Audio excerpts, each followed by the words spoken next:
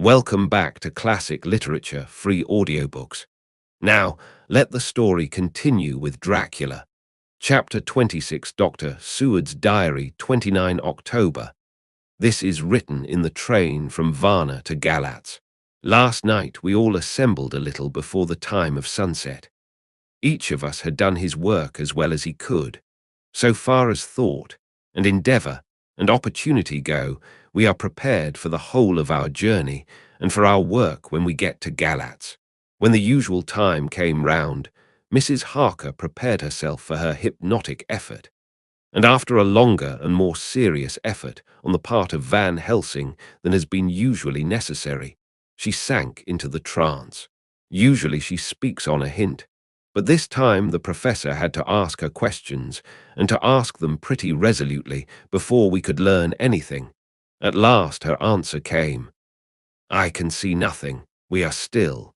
There are no waves lapping, but only a steady swirl of water softly running against the hawser. I can hear men's voices calling near and far, and the roll and creak of oars in the rowlocks. A gun is fired somewhere. The echo of it seems far away. There is tramping of feet overhead, and ropes and chains are dragged along. What is this?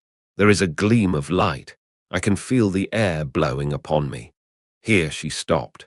She had risen, as if impulsively, from where she lay on the sofa, and raised both her hands, palms upwards, as if lifting a weight. Van Helsing and I looked at each other with understanding. Quincy raised his eyebrows slightly and looked at her intently, whilst Harker's hand instinctively closed round the hilt of his kukri. There was a long pause. We all knew that the time when she could speak was passing, but we felt that it was useless to say anything. Suddenly she sat up, and as she opened her eyes, said sweetly, "Would none of you like a cup of tea? You must all be so tired." We could only make her happy, and so acquiesced. She bustled off to get tea. When she had gone, Van Helsing said, "You see, my friends, he is close to land. He has left his earth chest, but he has yet to get on shore. In the night he may lie hidden somewhere, but if he be not carried on shore, or if the ship do not touch it, he cannot achieve the land. In such case he can, if it be in the night, change his form and can jump or fly on shore, as he did at Whitby. But if the day come before he get on shore, then, unless he be carried, he cannot escape. And if he be carried, then the customs men may discover what the box contain. Thus, in fine, if he escape not on shore tonight, or before dawn, there will be the whole day lost to him. We may then arrive in time. For if he escape not at night, we shall come on him in daytime, boxed up and at our mercy. For he dare not be his true self, awake and visible, lest he be discovered." There was no more to be said, so we waited in patience until the dawn, at which time we might learn more from Mrs. Harker. Early this morning we listened, with breathless anxiety, for her response in her trance. The hypnotic stage was even longer in coming than before, and when it came the time remaining until full sunrise was so short that we began to despair. Van Helsing seemed to throw his whole soul into the effort. At last, in obedience to his will, she made reply, "All is dark. I hear lapping water level with me, and some creaking as of wood on wood." She paused, and the red sun shot up. "We must wait till tonight. And so it is that we are travelling towards Galatz in an agony of expectation. We are due to arrive between 2 and 3 in the morning, but already, at Bucharest, we are 3 hours late, so we cannot possibly get in till well after sunup. Thus we shall have 2 more hypnotic messages from Mrs. Harker. Either or both may possibly throw more light on what is happening. Later. Sunset has come and gone. Fortunately, it came at a time when there was no distraction, for had it occurred whilst we were at a station, we might not have secured the necessary calm and isolation. Mrs. Harker yielded to the hypnotic influence even less readily than this morning. I am in fear that her power of reading the Count's sensations may die away just when we want it most. It seems to me that her imagination is beginning to work. Whilst she has been in the trance hitherto, she has confined herself to the simplest of facts. If this goes on, it may ultimately mislead us. If I thought that the Count's power over her would die away equally with her power of knowledge, it would be a happy thought. But I'm afraid that it may not be so. When she did speak, her words were enigmatical. Something is going out. I can feel it pass me like a cold wind. I can hear, far off, confused sounds, as of men talking in strange tongues, fierce falling water and the howling of wolves. She stopped, and a shudder ran through her, increasing in intensity for a few seconds, till at the end she shook as though in a palsy. She said no more, even in answer to the professor's imperative questioning. When she woke from the trance, she was cold and exhausted and languid, but her mind was all alert. She could not remember anything, but asked what she had said. When she was told, she pondered over it deeply for a long time and in silence. 30 October, 7 a.m. We are near Galatz now, and I may not have time to write later. Sunrise this morning was anxiously looked for by us all. Knowing of the increasing difficulty of procuring the hypnotic trance, Van Helsing began his passes earlier than usual. They produced no effect, however, until the regular time, when she yielded with a still greater difficulty, only a minute before the sun rose. The professor lost no time in his questioning. Her answer came with equal quickness. All is dark. I hear water swirling by, level with my ears, and the creaking of wood on wood. Cattle low far off. There is another sound, a queer one like. She stopped and grew white, and whiter still. Go on, speak, I command you, said Van Helsing in an agonized voice. At the same time there was despair in his eyes, for the risen sun was reddening even Mrs. Harker's pale face. She opened her eyes, and we all started as she said, sweetly and seemingly with the utmost unconcern, "Oh, Professor, why ask me to do what you know I can't? I don't remember anything." Then, seeing the look of amazement on our faces, she said, turning from one to the other with a troubled look, "What have I said? What have I done? I know nothing, only that I was lying here, half asleep, and heard you say, 'Go on. Speak, I command you.' It seemed so funny to hear you order me about, as if I were a bad child." "Oh, Madam Mina," he said sadly, "it is proof, if proof be needed, of how I love and honor you, when a word for your good, spoken more earnest than ever, can seem so strange because it is to order her whom I am proud to obey. The whistles are sounding. We are nearing Galatz. We are on fire with anxiety and eagerness. Mina Harker's Journal 30, October. Mr. Morris took me to the hotel where our rooms had been ordered by telegraph, he being the one who could best be spared, since he does not speak any foreign language. The forces were distributed much as they had been at Varna, except that Lord Godalming went to the vice-consul, as his rank might serve as an immediate guarantee of some sort to the official, we being in extreme hurry. Jonathan and the two doctors went to the shipping agent to learn particulars of the arrival of the Tsarina Catherine. Later, Lord Godalming has returned. The consul is away and the vice-consul sick, so the routine work has been attended to by a clerk. He was very obliging and offered to do anything in his power. Jonathan Harker's Journal 30 October. At 9 o'clock, Dr. Van Helsing, Dr. Seward, and I called on Messrs. Mackenzie and Steinkopf, the agents of the London firm of Hapgood. They had received a wire from London, in answer to Lord Godalming's telegraphed request, asking us to show them any civility in their power. They were more than kind and courteous, and took us at once on board the Tsarina Catherine, which lay at anchor out in the river harbour. There we saw the captain, Donaldson by name, who told us of his voyage. He said that in all his life he had never had so favourable a run.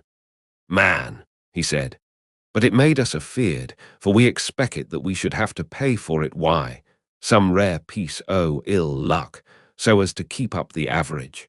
It's no canny to run frae London to the Black Sea. Why, a wind ahint ye, as though the deal himself were blowin' on your sail for his ain purpose. And the time we could no speer a thing. Gin we were nigh a ship, or a port, or a headland, a fog fell on us and travelled wy us, till when after it had lifted and we looked out, the deal a thing could we see. We ran by Gibraltar wiut bane, able to signal, and till we came to the Dardanelles and had to wait to get our permit to pass, we never were within hail o' aught. At first I inclined to slack off sail and beat about till the fog was lifted, but whiles I thought that if the deal was minded to get us into the Black Sea quick, he was like to do it whether we would or no. If we had a quick voyage, it would be no to our miscredit why, the owners, or no hurt to our traffic, and the old moan who had served his ain purpose wad be decently grateful to us for no hinder in him. This mixture of simplicity and cunning, of superstition and commercial reasoning, aroused Van Helsing, who said, "Mine friend, that devil is more clever than he is thought by some, and he know when he meet his match." The skipper was not displeased with the compliment, and went on. When we got past the Bosphorus, the men began to grumble. Some o' them, the Romanians, came and asked me to heave overboard a big box which had been put on board by a queer-looking old man just before we had started frae London. I had seen them speer at the fellow and put out their twa fingers when they saw him to guard against the evil eye. Man, but the superstition of foreigners is perfectly ridiculous. I sent them about their business pretty quick, but as just after a fog closed in on us, I felt a wee bit as they did anent something, though I wouldn't say it was agin the big box. Well, on we went, and as the fog didn't let up for 5 days, I juist let the wind carry us, for if the deal wanted to get somewheres, well, he would fetch it up a reet. And if he didn't, well, we'd keep a sharp lookout anyhow. Sure enuch, we had a fair way and deep water all the time, and 2 days ago, when the morning sun came through the fog, we found ourselves just in the river opposite Galatz. The Romanians were wild, and wanted me right or wrong to take out the box and fling it in the river. I had to argue why them aboot it why a handspike. And when the last them rose off the deck why his head in his hand, I had convinced them that, evil eye or no evil eye, the property and the trust of my owners were better in my hands than in the river Danube.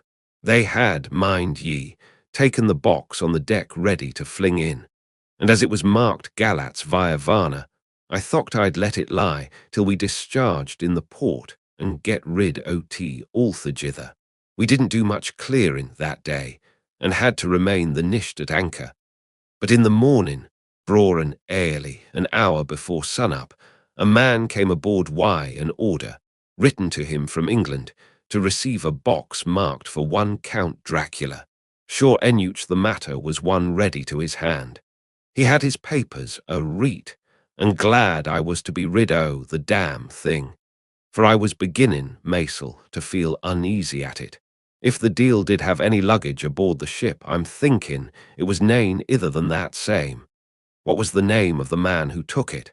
Asked Dr. Van Helsing with restrained eagerness. I'll be telling ye quick, he answered, and stepping down to his cabin, produced a receipt signed Emanuel Hildesheim. Bergenstrasse 16 was the address. We found out that this was all the captain knew. So with thanks we came away. We found Hildesheim in his office, a Hebrew of rather the Adelphi theatre type, with a nose like a sheep and a fez. His arguments were pointed with specie, we doing the punctuation, and with a little bargaining he told us what he knew. This turned out to be simple but important. He had received a letter from Mr. de Ville of London, telling him to receive, if possible before sunrise so as to avoid customs, a box which would arrive at Galatz in the Tsarina Catherine. This he was to give in charge to a certain Petrov Skinsky, who dealt with the Slovaks who traded down the river to the port. He had been paid for his work by an English banknote, which had been duly cashed for gold at the Danube International Bank. When Skinsky had come to him, he had taken him to the ship and handed over the box, so as to save porterage. That was all he knew. We then sought for Skinsky, but were unable to find him. One of his neighbours, who did not seem to bear him any affection, said that he had gone away 2 days before, no one knew whither. This was corroborated by his landlord, who had received by messenger the key of the house together with the rent due, in English money. This had been between 10 and 11 o'clock last night. We were at a standstill again. Whilst we were talking, one came running and breathlessly gasped out that the body of Skinsky had been found inside the wall of the churchyard of St. Peter, and that the throat had been torn open as if by some wild animal. Those we had been speaking with ran off to see the horror, the women crying out, "This is the work of a Slovak." We hurried away lest we should have been in some way drawn into the affair, and so detained. As we came home, we could arrive at no definite conclusion. We were all convinced that the box was on its way by water to somewhere, but where that might be we would have to discover. With heavy hearts we came home to the hotel to Mina. When we met together, the first thing was to consult as to taking Mina again into our confidence. Things are getting desperate, and it is at least a chance, though a hazardous one. As a preliminary step, I was released from my promise to Mina Harker's Journal 30 October evening. They were so tired and worn out and dispirited that there was nothing to be done till they had some rest. So I asked them all to lie down for half an hour whilst I should enter everything up to the moment. I feel so grateful to the man who invented the Traveller's typewriter, and to Mr. Morris for getting this one for me. I should have felt quite astray doing the work if I had to write with a pen ... It is all done. Poor dear, dear Jonathan, what he must have suffered. What must he be suffering now?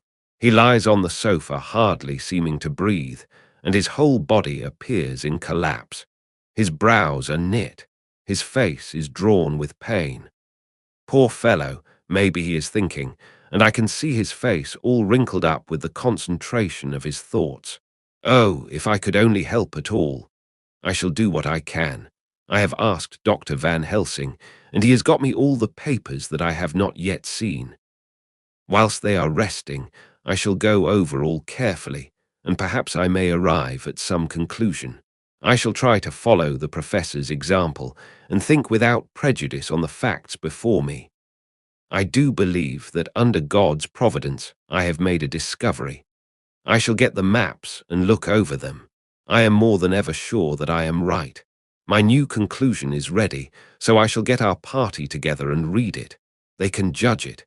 It is well to be accurate, and every minute is precious. Mina Harker's memorandum, entered in her journal. Ground of inquiry. Count Dracula's problem is to get back to his own place. He must be brought back by someone. This is evident, for had he power to move himself as he wished, he could go either as man, or wolf, or bat, or in some other way. He evidently fears discovery or interference in the state of helplessness in which he must be, confined as he is between dawn and sunset in his wooden box. How is he to be taken? Here a process of exclusions may help us. By road, by rail, by water. 1. By road. There are endless difficulties, especially in leaving the city. There are people, and people are curious and investigate. A hint, a surmise, a doubt as to what might be in the box would destroy him. Why, there are, or there may be, customs and octroi officers to pass. His pursuers might follow. This is his highest fear, and in order to prevent his being betrayed, he has repelled, so far as he can, even his victim, me, too, by rail. There is no one in charge of the box. It would have to take its chance of being delayed, and delay would be fatal with enemies on the track. True, he might escape at night, but what would he be if left in a strange place with no refuge that he could fly to? This is not what he intends, and he does not mean to risk it. 3. By water. Here is the safest way, in one respect, but with most danger in another. On the water he is powerless except at night. Even then he can only summon fog and storm and snow and his wolves. But were he wrecked, the living water would engulf him, helpless, and he would indeed be lost. He could have the vessel drive to land, but if it were unfriendly land, wherein he was not free to move, his position would still be desperate. We know from the record that he was on the water, so what we have to do is to ascertain what water. The first thing is to realize exactly what he has done as yet. We may, then, get a light on what his later task is to be. Firstly, we must differentiate between what he did in London as part of his general plan of action, when he was pressed for moments and had to arrange as best he could. Secondly, we must see, as well as we can surmise it from the facts we know of, what he has done here. As to the first, he evidently intended to arrive at Galatz and sent invoice to Varna to deceive us lest we should ascertain his means of exit from England. His immediate and sole purpose, then, was to escape. The proof of this is the letter of instructions sent to Emanuel Hildesheim to clear and take away the box before sunrise. There is also the instruction to Petrov Skinsky. These we must only guess at, but there must have been some letter or message, since Skinsky came to Hildesheim, that so far his plans were successful we know. The Tsarina Catherine made a phenomenally quick journey, so much so that Captain Donelson's suspicions were aroused. But his superstition united with his canniness played the Count's game for him, and he ran with his favouring wind through fogs, and all till he brought up blindfold at Galatz. That the Count's arrangements were well made has been proved. Hildesheim cleared the box, took it off, and gave it to Skinsky. Skinsky took it, and here we lose the trail. We only know that the box is somewhere on the water, moving along. The customs and the octroi, if there be any, have been avoided. Now we come to what the Count must have done after his arrival.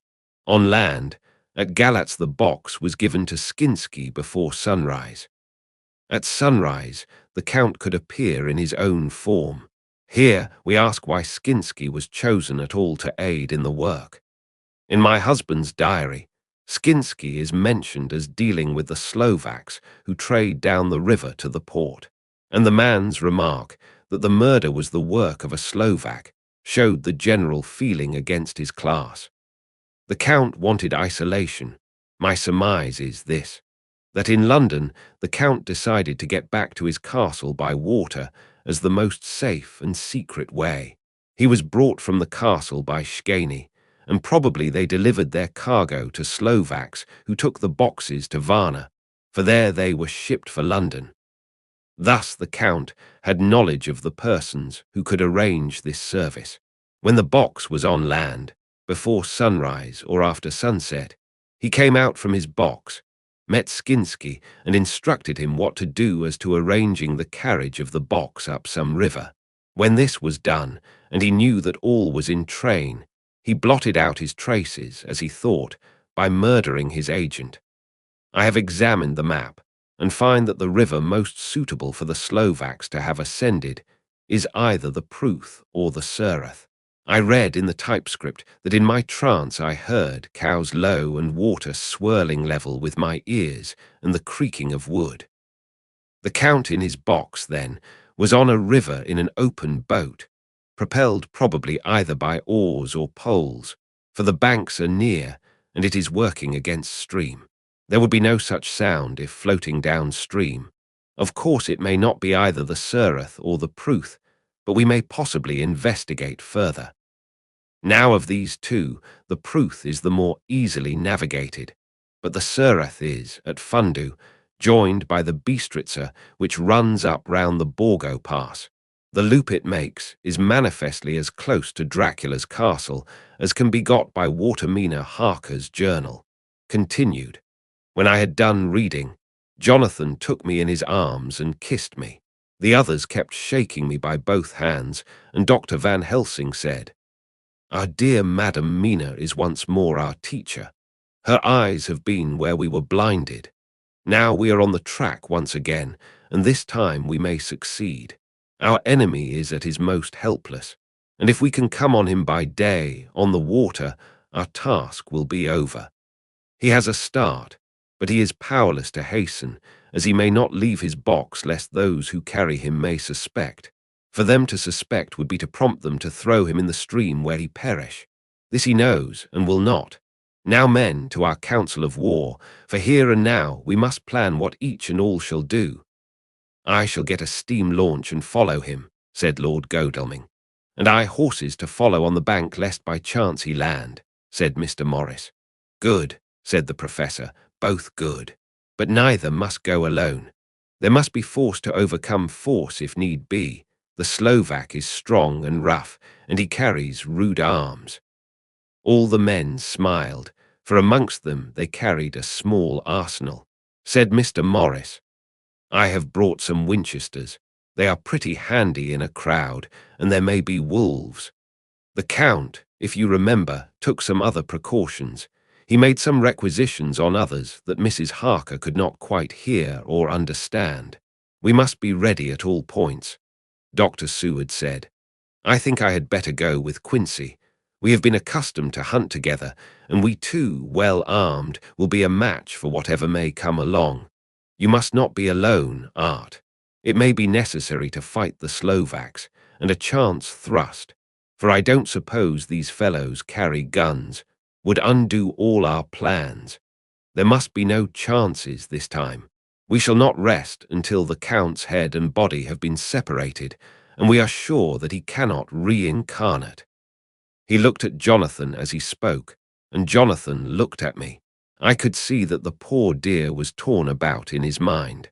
Of course he wanted to be with me, but then the boat service would, most likely, be the one which would destroy the vampire. Why did I hesitate to write the word? He was silent a while, and during his silence Dr. Van Helsing spoke. Friend Jonathan, this is to you for twice reasons. First, because you are young and brave and can fight, and all energies may be needed at the last. And again, that it is your right to destroy him, that which has wrought such woe to you and yours. Be not afraid for Madam Mina. She will be my care, if I may. I am old. My legs are not so quick to run as once, and I am not used to ride so long or to pursue as need be or to fight with lethal weapons. But I can be of other service. I can fight in other way, and I can die, if need be, as well as younger men. Now let me say that what I would is this. While you, my Lord Godalming and friend Jonathan, go in your so swift little steamboat up the river, and whilst John and Quincy guard the bank where perchance he might be landed, I will take Madam Mina right into the heart of the enemy's country, whilst the old fox is tied in his box, floating on the running stream whence he cannot escape to land, where he dares not raise the lid of his coffin box, lest his Slovak carriers should in fear leave him to perish. We shall go in the track where Jonathan went, from Bistritz over the Borgo, and find our way to the castle of Dracula. Here Madam Mina's hypnotic power will surely help, and we shall find our way, all dark and unknown otherwise, after the first sunrise, when we are near that fateful place. There is much to be done, and other places to be made sanctify, so that that nest of vipers be obliterated. Here Jonathan interrupted him hotly. Do you mean to say, Professor Van Helsing, that you would bring Mina, in her sad case, and tainted as she is with that devil's illness, right into the jaws of his death trap? Not for the world, not for heaven or hell. He became almost speechless for a minute, and then went on.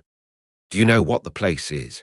Have you seen that awful den of hellish infamy, with the very moonlight alive with grisly shapes, and every speck of dust that whirls in the wind a devouring monster in embryo? Have you felt the vampire's lips upon your throat?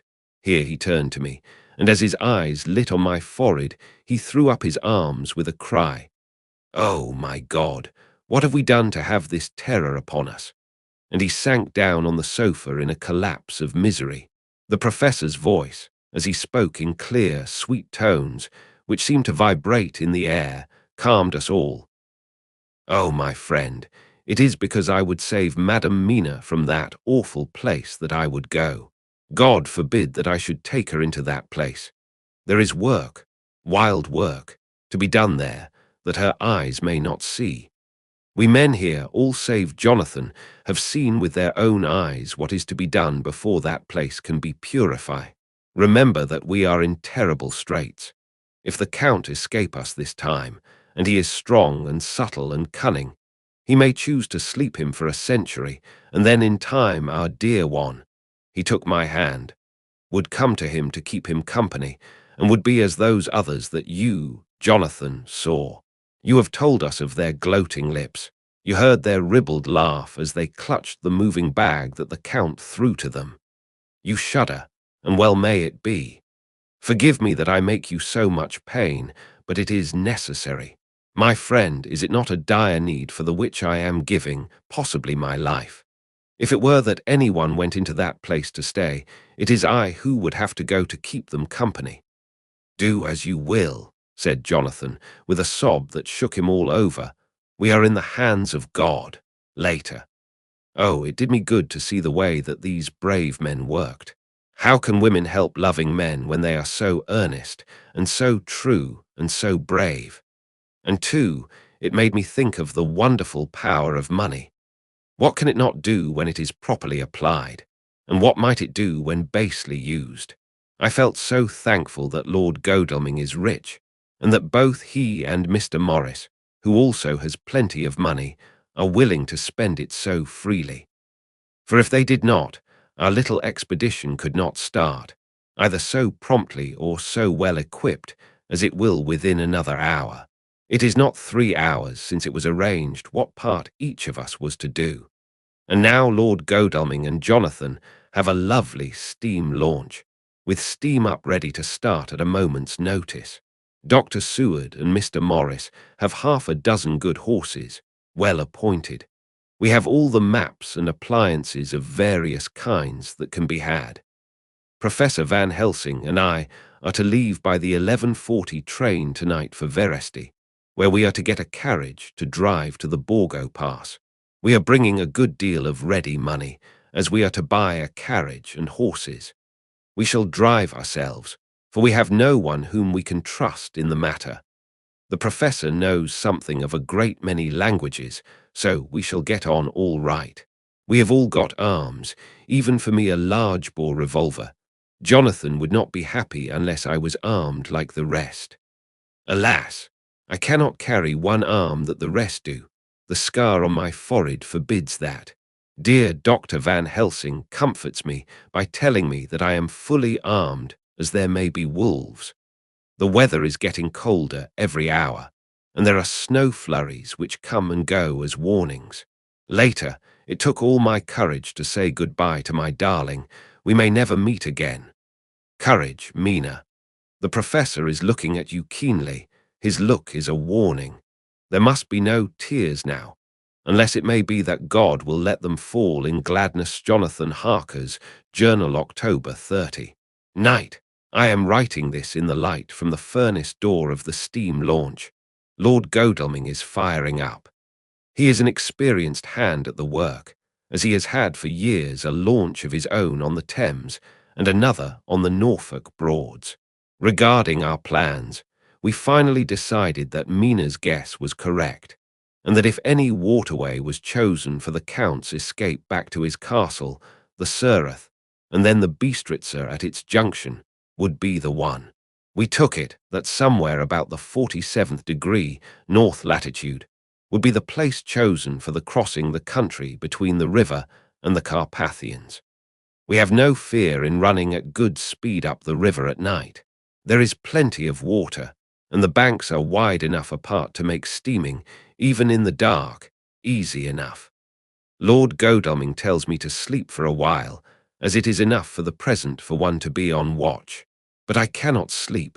How can I, with the terrible danger hanging over my darling, and her going out into that awful place? My only comfort is that we are in the hands of God. Only for that faith it would be easier to die than to live. and so be quit of all the trouble. Mr. Morris and Dr. Seward were off on their long ride before we started. They are to keep up the right bank, far enough off to get on higher lands where they can see a good stretch of river and avoid the following of its curves. They have, for the first stages, 2 men to ride and lead their spare horses, 4 in all, so as not to excite curiosity. When they dismiss the men, which shall be shortly, they shall themselves look after the horses. It may be necessary for us to join forces. If so, they can mount our whole party. One of the saddles has a movable horn and can be easily adapted for Mina. If required, it is a wild adventure we are on. Here, as we are rushing along through the darkness, with the cold from the river seeming to rise up and strike us, with all the mysterious voices of the night around us, it all comes home. We seem to be drifting into unknown places and unknown ways, into a whole world of dark and dreadful things. Godalming is shutting the furnace door. 31 October, still hurrying along. The day has come and Godalming is sleeping. I am on watch. The morning is bitterly cold. The furnace heat is grateful, though we have heavy fur coats. As yet we have passed only a few open boats, but none of them had on board any box or package of anything like the size of the one we seek. The men were scared every time we turned our electric lamp on them and fell on their knees and prayed. 1 November evening. No news all day. We have found nothing of the kind we seek. We have now passed into the Bistritzer, and if we are wrong in our surmise, our chance is gone. We have overhauled every boat, big and little. Early this morning, one crew took us for a government boat and treated us accordingly. We saw in this a way of smoothing matters, so at Fundu, where the Bistritzer runs into the Sureth, we got a Romanian flag which we now fly conspicuously. With every boat which we have overhauled, since then this trick has succeeded. We have had every deference shown to us, and not once any objection to whatever we chose to ask or do. Some of the Slovaks tell us that a big boat passed them, going at more than usual speed, as she had a double crew on board. This was before they came to Fundu, so they could not tell us whether the boat turned into the Bistritzer or continued on up the Sureth. At Fundu we could not hear of any such boat, so she must have passed there in the night. I am feeling very sleepy. The cold is perhaps beginning to tell upon me, and nature must have rest some time. Godalming insists that he shall keep the first watch. God bless him for all his goodness to poor dear Mina and me. 2 November morning. It is broad daylight.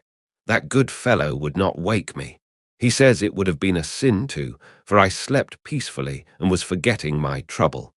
It seems brutally selfish to me to have slept so long and let him watch all night, but he was quite right. I am a new man this morning, and as I sit here and watch him sleeping, I can do all that is necessary both as to minding the engine, steering, and keeping watch. I can feel that my strength and energy are coming back to me. I wonder where Mina is now, and Van Helsing. They should have got to Veresti about noon on Wednesday. It would take them some time to get the carriage and horses, so if they had started and travelled hard, they would be about now at the Borgo Pass. God guide and help them. I am afraid to think what may happen. If we could only go faster, but we cannot. The engines are throbbing and doing their utmost. I wonder how Dr. Seward and Mr. Morris are getting on. There seem to be endless streams running down the mountains into this river, but as none of them are very large, at present, at all events, though they are terrible doubtless in winter and when the snow melts, the horsemen may not have met much obstruction. I hope that before we get to Strasbourg we may see them, for if by that time we have not overtaken the Count, it may be necessary to take counsel together what to do next. Dr. Seward's diary, 2 November. 3 days on the road. No news, and no time to write it if there had been, for every moment is precious. We have had only the rest needful for the horses, but we are both bearing it wonderfully. Those adventurous days of ours are turning up useful. We must push on. We shall never feel happy till we get the launch in sight again. 3 November. We heard at Fundu that the launch had gone up the Bistritza.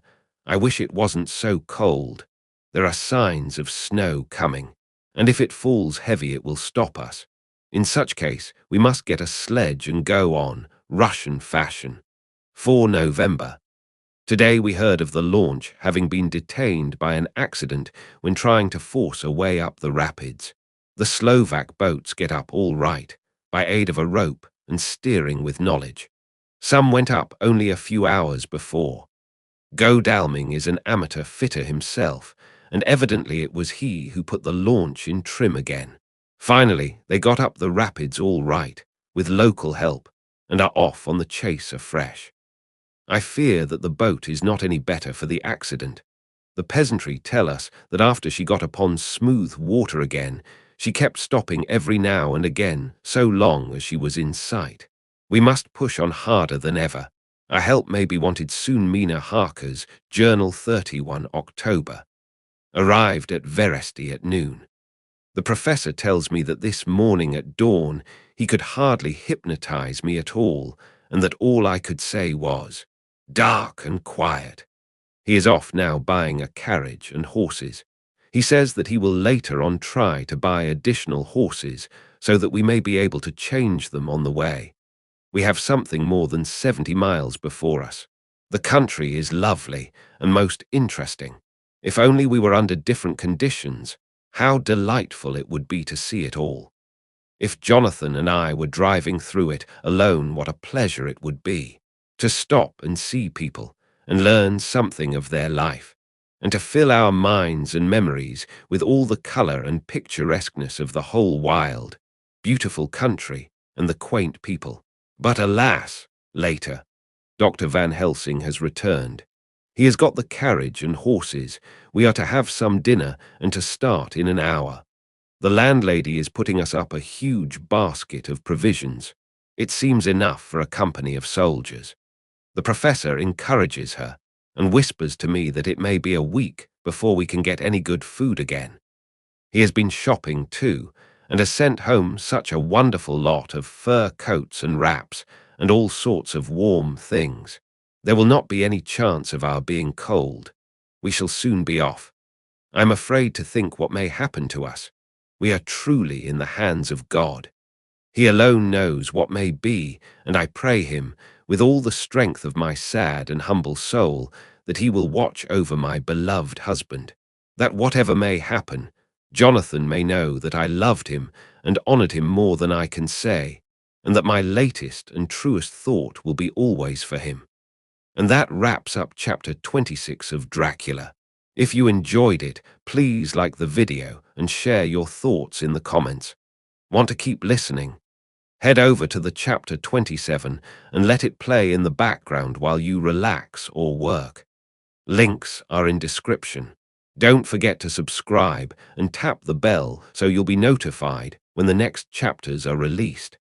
Thanks for listening.